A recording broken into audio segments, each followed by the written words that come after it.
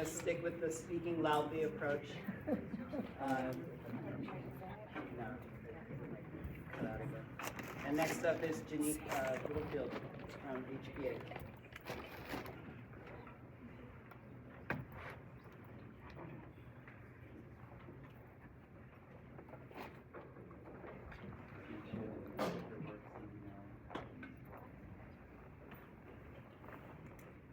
Aloha, my name is Janique Littlefield, and this is my project, Water Flow as a Key Driver in Coral Restoration.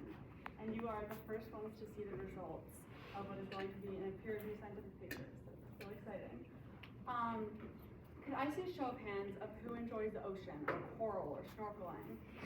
Awesome, well, me too.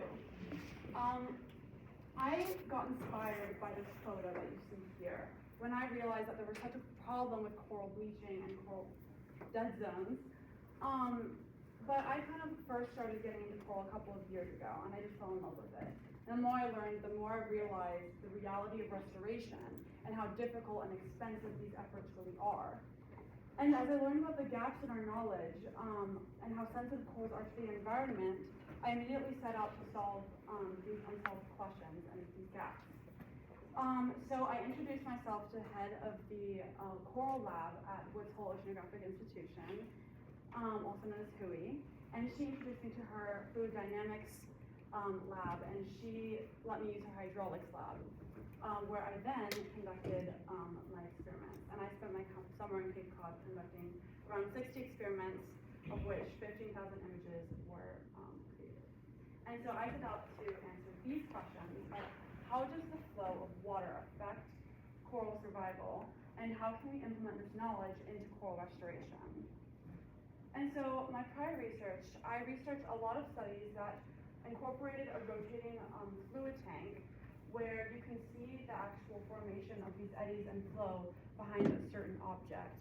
And so I kind of connected these thoughts of coral morphology and coral orientation, and I researched kind of coral morphology and how that plays into flow, and how important coral flow is for coral. So when I was researching, I found something called a thermal boundary layer around corals. And essentially what it is, it's a 1 centimeter boundary that entraps old nutrients and heat around the coral, essentially suffocating the coral and causing bleaching and stress. And so this kind of proves how essential flow is to coral. And so flow kind of flushes out this boundary layer and is able to introduce new nutrients and oxygen and cooler water. And so this led me to my objectives and hypothesis. And so my goal was to combine my research and to discover novel and practical insights of how water dynamics might affect coral health and growth for the sake of research and conservation efforts. And I hypothesized that the flow, velocity, coral morphology, and coral orientation would significantly affect water and nutrient exchange, and these results can inform the optimal coral placement and orientation for the replantation of coral structures. And so this was my experimental design. So the design of this experiment was rather complicated and really precise. The experiment was conducted in the spinning table that you see here, and this was a large 1 meter tank where I filled it with water and dyed it black. And there was a digital camera and light source on the top of the tank, which was projected to view everything that was going on inside of this water. And so the resin coral models that you see here were placed inside this tank, and I would then speed up or either slow down this tank to see the change in fluid of the water inside and be able to capture that with the camera and the radio you see on top. And so I was able to take around 15,000 images, as I said before, and I processed them using MATLAB. So my methodology is a technique called allometric imaging velocimetry, also known as AIV. And so what this does is it looks at the surface of the water using a gradient. And the camera that is placed on top is able to measure a change in slope of the rotating fluid surface in high detail, and is able to transfer that into velocity and vorticity, which then I was able to use my calculations to turn into velocity fields and vector fields. So this is the Reynolds number, and this kind of categorizes flow into 3 separate regimes. So I estimated what kind of flow I wanted in each kind of experiment prior to my experiment. So for the first, there's laminar, transitional, and turbulent. So laminar is like slow and calm, and turbulent is more chaotic in a sense. And after my experiments, I was able to recalculate this number to be able to make very precise calculations. And so just before jumping into my results, which is a lot of data, this is the brain coral model that I use, and the branching coral model, and this is the dense branching coral model that I use in each of my experiments. So this was one of the biggest implications that I found is here we can see the brain coral that I used. I put it in the tank, and this graph, the y-axis is the proportion of particles that I was able to place into the simulation. So what you kind of see here, the blue particles represent the cold water kind of flowing into the coral, and the red particles represent that hot water that's trapped behind the coral during the flow of the tank. And so this graph, and then the x-axis is the proportion of time, so you can see it a little more clearly, since every experiment had a different kind of amount of time that I used. So as you can see, the brain coral and laminar and transitional flow did pretty well to flush out that hot water behind it. But the particles of red water actually had a huge spike towards kind of as time went on, because as you can see over here to kind of show, these eddy formations that you see around the water actually push this hot water back into the back of the coral. And so this kind of shows how this coral is actually retaining the hot water. And so this backflow is just really unhealthy for all the corals and could potentially harm corals behind it or around it. So this is the branching coral and the dense branching coral graphs, which all of them kind of did better in different kinds of flow. So the flow regime of the laminar, it was slow to exchange this hot water, but eventually went to a proportion where it was somewhat healthy for the coral, while the transitional kind of, you can see this crossover, which signifies a bit of backflow.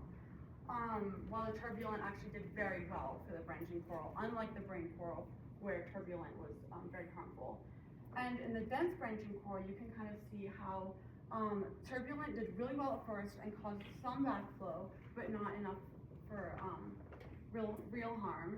And the laminar did really well, kind of slowly, and like with the slow and steady flow is able to flush it out, but in a very slow way, while the transitional actually had some backflow for the dense branching coral, which is pretty interesting.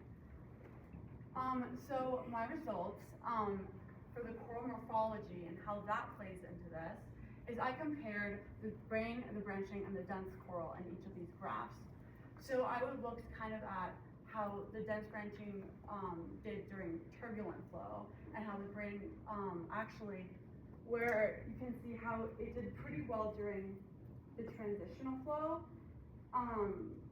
while in turbulent flow, which is kind of more a replica of the open ocean, it did poorly. But in this transitional flow, it did significantly better than actually all the other type of models.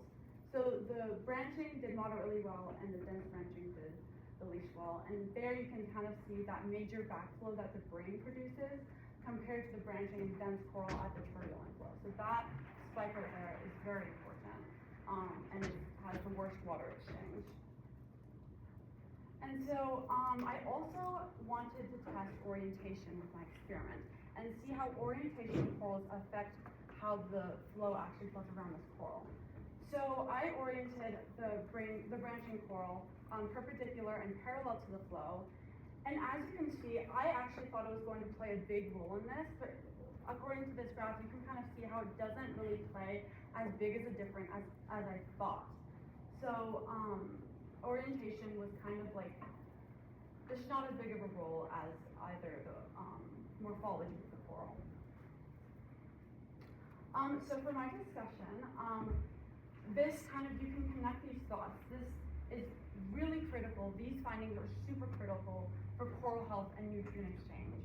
And when replanting these corals, no research has really found this, any of this data to be kind of, they never incorporated this into coral restoration. They kind of more are thinking about the pH of the water, or they're thinking about the water quality, or the heat of the water, but they never really looked at the flow around corals when placing corals. So with these results, I'm able to kind of coral restoration efforts are now able to think more, I guess, strategically in how to place these corals out in the open ocean and out in the wild. So these implications, kind of as I was talking about, I was able to kind of, with these experiments, design recommendations into how to orient these corals in a colony. So the flow velocity influence of these corals, how for the branching coral, for example, creates a more turbulent flow, while the brain coral creates these big eddies, which cause backflow. And the dense branching coral also creates these little vorticities, which can either benefit or actually really harm the corals around it. So kind of thinking more strategically about like the methods of conservation. And limitations, of course, because it was in a contained environment, it wasn't as applicable to open ocean, but it's actually very applicable to coral farming or to coral growing in like a natural habitat or a contained habitat. And the AIB also only measures 2D velocities, which is looking at the surface of the water.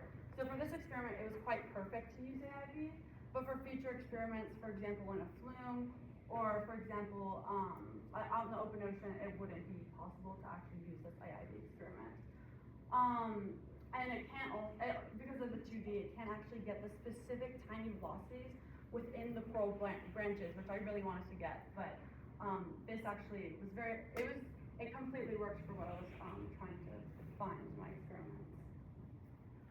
So for my next steps, I actually already conducted experiments with several corals in a tank, but because of the complexities of how to kind of, I guess, process this data in MATLAB, it's hard to kind of see, it's a lot more complicated to process this data. So I'm still processing it, but hopefully I'm going to be able to get this data and look at how one coral flow affects the other. And then for my conclusions, AIB was a very useful tool for analyzing the water dynamics around coral. And the coral morphology and flow regimes and water retention actually play a vital role for the optimization and the survival of corals. And the simulations run from my results provided interesting insights into how water dynamics should be considered when placing corals during restorations and coral farming. And a common thread in my analysis was that the weight of brain corals are nutrient deficient due to those big eddies and the backflow. And this also could explain why brain corals out in the open ocean, if you've ever seen like these big brain corals, they're often found actually isolated and don't have that much living coral around them. And this is also the kind of my design and experiment of how essentially, like, this is kind of what I created as like a model of how I think would be the most optimal placement of these corals. Kind of this diamond shape to be able for like the branching corals to feed off of the eddies and the flow and the new nutrients and not the old nutrients of the brain coral. And to not kind of put it in that dead zone right behind that coral where it was getting no flow. And thank you so much, and I would love to acknowledge the JSH reviewers and Dr. Chang, and also Dr. Fay, Dr. Ann, and Dr. Potty, Dr. James for mentoring me through this process. Thank you so much.